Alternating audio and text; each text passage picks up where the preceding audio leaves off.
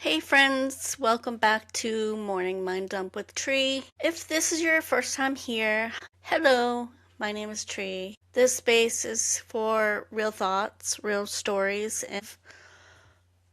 and gentle perspective shifts. Before we get into it, let's pause together for just a moment.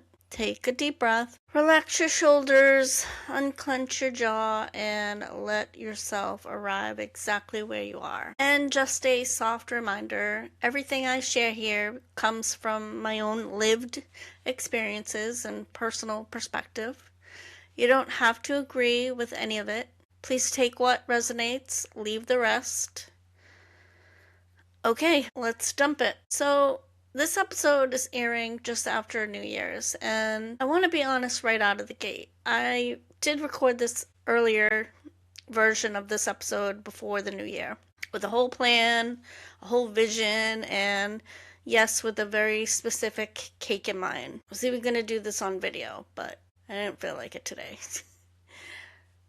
But life, however, had other plans, and instead of forcing the moment to look how I imagined it to be, I decided to just let this episode become whatever it actually wants to be. Not about a cake, not about perfect timing, but about accomplishments. The kind that you don't always celebrate out loud. So this year, this April, is gonna mark my 5 years since my divorce.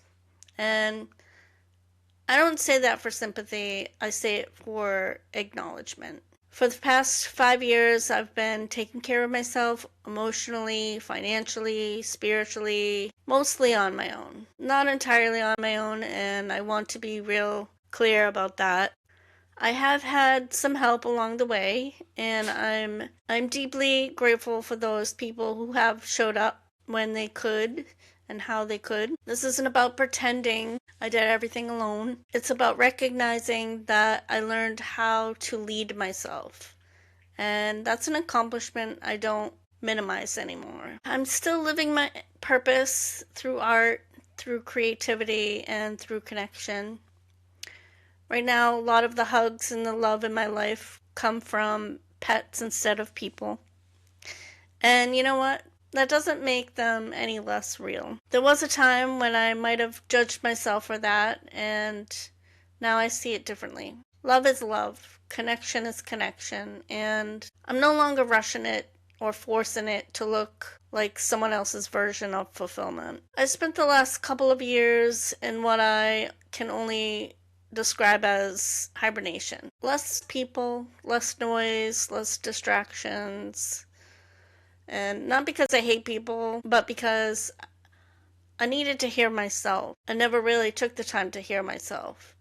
And that space helped me rebuild discernment. It helped me reconnect with my intuition. If you listen to my previous episode, I didn't even know what intuition was, really. I didn't even know I had one. But it helped me to notice patterns I used to ignore from myself and other people. And now when I'm around people, I see things more clearly. And here's the thing I'm really proud of is I do still trust people. I am still hopeful. And I'm still the same loving, huggable person. But I don't let people drain my energy or take advantage of my light anymore. In the past, I gave a little too much of myself away and there was nothing left for me. And I confused that with being kind. Now I understand boundaries aren't walls, they're self-respect. And putting myself first didn't make me colder, it made me healthier. So every year I have a word. Last year, I believe it was balance. For this season, for whatever reason, my word is reclaim. And I'm not reclaiming out of anger. I'm not reclaiming to prove anything to anybody else. I'm reclaiming my energy, my time, my joy, my right to be celebrated, and my sense of self. I'm not becoming somebody new, a new version of me. Maybe I am, I don't know. But I feel like I'm more returning to myself with a little bit more wisdom this time. So I guess that's a better version, right? When I talk about accomplishments, I'm not talking about like trophies and timelines. I'm talking about things like learning how to be alone without feeling lonely, trusting myself again, making my own decisions, choosing peace over chaos, not abandoning myself for approval from somebody else, and staying soft without staying unprotected. Those wins matter.